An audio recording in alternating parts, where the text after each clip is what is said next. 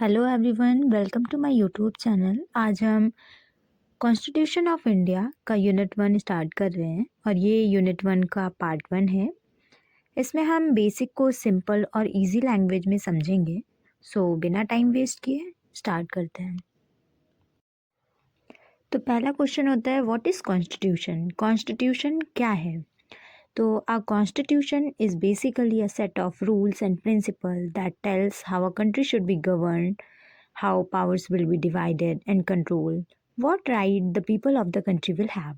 इसका मतलब है कि कॉन्स्टिट्यूशन एक सेट ऑफ रूल्स और प्रिंसिपल है जो हमें बताता है कि हमारी कंट्री कैसे गवर्न की जाएगी, कैसे पावर जो है वो डिवाइड की जाएंगी और उन पावर्स को कंट्रोल किया जाएगा।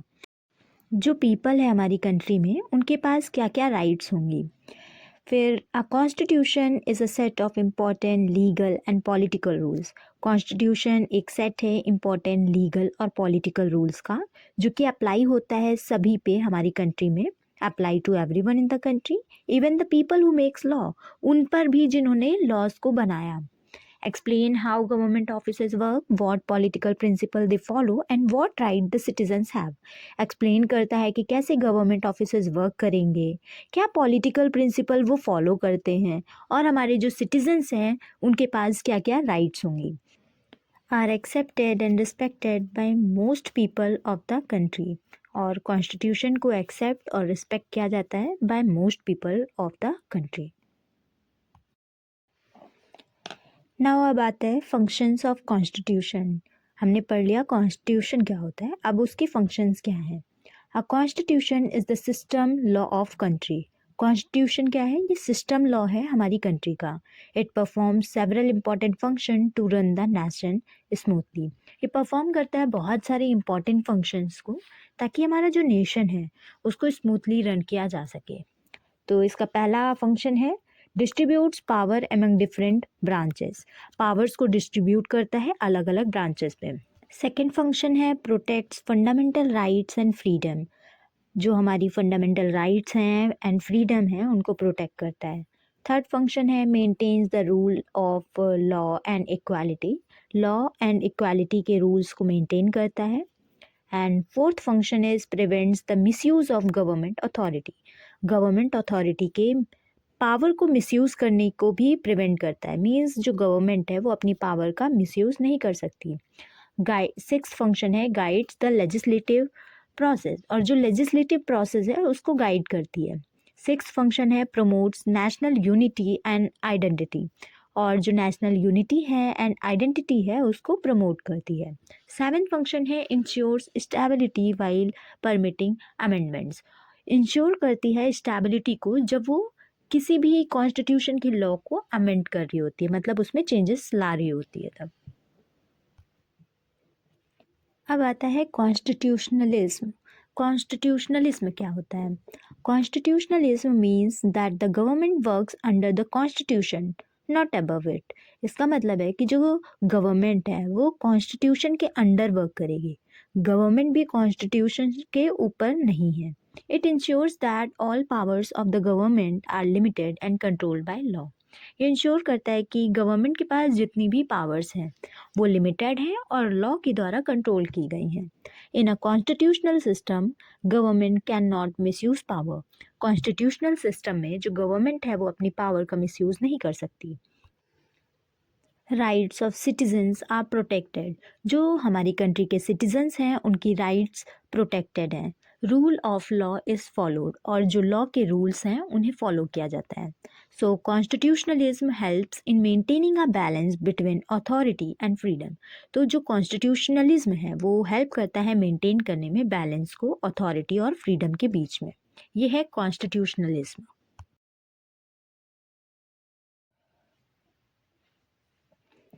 Functions of constitutionalism. कॉन्स्टिट्यूशनलिज्म के फंक्शंस क्या हैं? पहला फंक्शन है limits the power of government.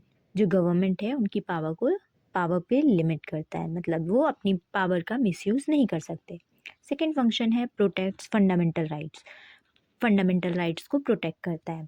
तीसरा फंक्शन है ensures rule of law. Rule of law को इंश्योर करता है। Prevents misuse of authority, misuse of authority को प्रिवेंट करता है। Maintain separation of powers, separation of powers को मेंटेन करता है। मेक्स गवर्नमेंट अकाउंटेबल, गवर्नमेंट को अकाउंटेबल बनाता है। प्रोवाइड जुडिशियल कंट्रोल, और जुडिशियल कंट्रोल प्रोवाइड करता है। ये हैं functions of constitutionalism.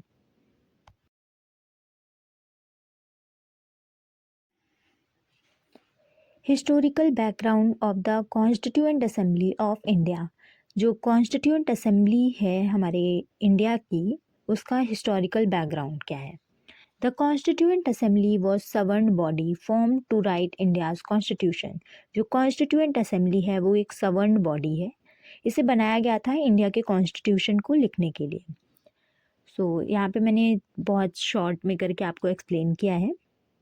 So idea first suggested in 1934 bye M.N.. Roy, जो आइडिया है वो मतलब जो कॉन्स्टिट्यूएंट असेंबली का आइडिया है वो 1934 में एम.एन. रॉय ने सजेस्ट किया था सबसे पहले। फिर ये कांग्रेस की ऑफिशियल डिमांड बनी 1935 में, accepted by the British, British ने इसे एक्सेप्ट किया 1940 में। फर्स्ट मीटिंग हेल्ड हुई थी 9 दिसंबर 1946 में। फिर रीअसेंबल्ड हुए थे इंडिपेंडेंट इंडिया के लिए 14 अगस्त 1947 को। ये हमारा हिस्टोरिकल बैकग्राउंड है कॉन्स्टिट्यूएंट असेंबली का। Formation of the constituent assembly, constituent assembly का फॉर्मेशन कैसे हुआ था।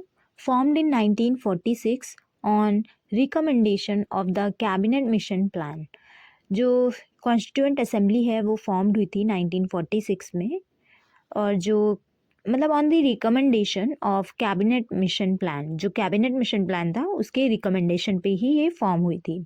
इसमें टोटल मेंबर 389 थे। 296 मेंबर ब्रिटिश इंडिया के थे, 93 मेंबर्स प्रिंसली स्टेट्स के थे। Member from British India were indirectly elected, जो ब्रिटिश इंडिया से मेंबर्स थे उन्हें इनडायरेक्टली इलेक्ट किया गया था। Elected by provincial legislative assemblies, और उन्हें इलेक्ट किया जा रहा था प्रोविंशियल लेजिस्लेटिव असेंबलीज से। Election held under government of India act 1935, और जो इलेक्शन है वो हेल्ड हुआ था गवर्नमेंट ऑफ इंडिया एक्ट 1935 के अंडर। और फर्स्ट मीटिंग जो है वो 9 दिसंबर 1946 में हुई थी। ये है formation of constituent assembly. Functions of the constituent assembly, constituent assembly के फंक्शंस क्या थे। तो पहला फंक्शन था drafted the constitution of India, जो कॉन्स्टिट्यूशन ऑफ इंडिया है उसको ड्राफ्ट करने का काम फंक्शन उन्हीं का था। Discussed and debated constitutional provisions, उन्होंने डिस्कस किया था, डिबेट किया था कॉन्स्टिट्यूशनल प्रोविजंस पे। Framed fundamental rights and directive principle, उन्होंने फ्रेम किया था fundamental rights and directive principles को। Established structure of union and state government, establish structure था यूनियन एंड स्टेट गवर्नमेंट्स का। और अडॉप्टेड द कॉन्स्टिट्यूशन इन 1949, और constitution 1949 में अडॉप्ट किया गया था। Acted as legislative body till first general election, पहले ये लेजिस्लेटिव बॉडी की तरह एक्ट की जा रही थी जब तक फर्स्ट जनरल इलेक्शन नहीं हुआ था, मतलब फर्स्ट जनरल इलेक्शन तक। Took decisions related to independent India, और फिर वो लोग डिसीजंस ले सकते थे इंडिपेंडेंट इंडिया के लिए। Drafting committee, the drafting committee was set up on 29 August 1947 to prepare the draft of the constitution. Drafting committee वो जो है वो सेटअप की गई थी 29 अगस्त 1947 में, ताकि कॉन्स्टिट्यूशन का ड्राफ्ट प्रिपेयर किया जा सके। इट हैड 7 मेंबर, इसके पास इसमें जो थे वो 7 मेंबर्स थे, with doctor Bhimrao Ambedkar as chairman, जिसमें डॉक्टर भीमराव अम्बेडकर चेयरमैन थे। तो इसके जो मेंबर्स हैं वो देख लेते हैं। Doctor Bhimrao Ambedkar as chairman, Alladi Krishnaswamy Iyer member, एक मेंबर थे। B.L. मित्तर, ये भी मेंबर थे, रिज़ाइन लेटर, उन्होंने बाद में रिज़ाइन कर दिया था। N. गोपाल स्वामी अयंगर, ये भी मेंबर थे। K.M. मुंशी, ये भी मेंबर थे। मोहम्मद सादुल्ला, ये भी एक मेंबर थे, इन्होंने भी रिज़ाइन कर दिया था बाद में। सरदार पटेल मेंबर थे, initially associated, later replaced in committees, और फिर मतलब पहले एसोसिएट रहे, फिर उसके बाद उन्हें कमिटीज़ में रिप्लेस कर दिया गया। गवर्नमेंट ऑफ इंडिया एक्ट 1935, ये क्या है? What was it? Passed by British Parliament in 1935। British Parliament के द्वारा पास किया गया था 1935 में, came into force in 1937। It was the most important constitutional law before independence. ये बहुत इंपॉर्टेंट कॉन्स्टिट्यूशनल लॉ थी इंडिपेंडेंस से पहले। Many provisions of the Indian constitution are based on this act. बहुत सारे इंडियन कॉन्स्टिट्यूशन में ऐसे प्रोविजंस हैं जो कि इस लॉ पर बेस्ड हैं। Main features: federal system proposed, British India plus princely states. पर जो फेडरेशन था वो कभी फुल्ली इम्प्लीमेंट नहीं हुआ, क्योंकि जो प्रिंसली स्टेट थे उन्होंने ज्वाइन नहीं किया। फिर provincial autonomy, provinces got more power. जो प्रोविंसेस थे उन्हें ज़्यादा पावर दी गई। Minister responsible to provincial legislatures, जो मिनिस्टर्स थे वो प्रोविंशियल लेजिस्लेचर्स के लिए रिस्पॉन्सिबल थे। पावर्स को डिवाइड किया गया 3 लिस्ट में: federal list, provincial list, concurrent list, और यही चीज़ें अडॉप्ट की गई हैं इंडियन कॉन्स्टिट्यूशन में। फिर डायरची अबॉलिश्ड इन प्रोविंसेस। जो डायरची थी उन्हें प्रोविंसेस से अबॉलिश कर दिया गया, पर इंट्रोड्यूस्ड एट सेंटर, सेंटर पे इंट्रोड्यूस कर दिया गया उन्हें। फिर बाई कैमरल लेजिस्लेचर, ये कुछ प्रोविंसेस में इंट्रोड्यूस किए गए। सेपरेट इलेक्टोरेट्स, जो इलेक्टोरेट्स थे उन्हें सेपरेट किया गया। एक्सटेंडेड फॉर माइनॉरिटीज़, माइनॉरिटीज़ के लिए उन्हें एक्सटेंड किया गया, मुस्लिम, सिख्स एक्सेट्रा, इन सभी लोगों के लिए। ये हैं फीचर्स। इम्पॉर्टेंस या फिर significance: basis of Indian federal structure, ये इंडियन फेडरल स्ट्रक्चर का बेसिस है। Introduced responsible government in provinces, introduce किया था रिस्पॉन्सिबल गवर्नमेंट को प्रोविंसेस में। Inspired governors power, public service commissions, emergency provisions, federal court, जिसको बाद में सुप्रीम कोर्ट बना दिया गया है। ये इम्पॉर्टेंस है। लिमिटेशंस क्या थी? No real freedom at the centre, centre पे कोई भी रियल फ्रीडम नहीं थी। Excessive powers to governor general, जो गवर्नर जनरल थे उनको ज़्यादा पावर मिल गई थी। Princely states not willing to join federation, जो प्रिंसली स्टेट्स थे वो ज्वाइन नहीं करना चाह रहे थे फेडरेशन को। कॉन्टिन्यूड ब्रिटिश कंट्रोल, तो क्या हुआ? ब्रिटिश कंट्रोल कॉन्टिन्यू रहा। ये लिमिटेशंस हैं। इंडियन इंडिपेंडेंस एक्ट 1947, ये क्या था? पास किया गया था ब्रिटिश पार्लियामेंट के द्वारा 18 जुलाई 1947 में, और केम इनटू फोर्स ऑन 15 अगस्त 1947। और फिर फाइनली ब्रिटिश रूल हमारी इंडिया से ख़त्म हो चुका था। इसके मेन प्रोविजंस क्या थे? Partition of India, India and Pakistan created as 2 independent dominions, मतलब जो इंडिया है उसको पार्टीशन कर दिया गया था इंडिया और पाकिस्तान में, 2 अलग अलग इंडिपेंडेंट डोमिनेंस बन गए थे।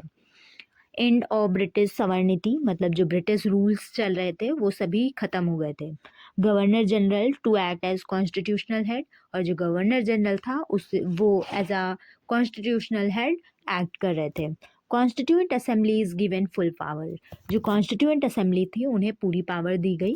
प्रिंसली स्टेट्स वो फ्री थे कि वो या तो ज्वाइन कर लें इंडिया को या फिर पाकिस्तान को ज्वाइन कर लें। Abolition of secretary of state for India, जो secretary of state for India थे उन्हें हटा दिया गया, ख़त्म कर दिया गया इंडियन इंडिपेंडेंस एक्ट 1947 के बाद।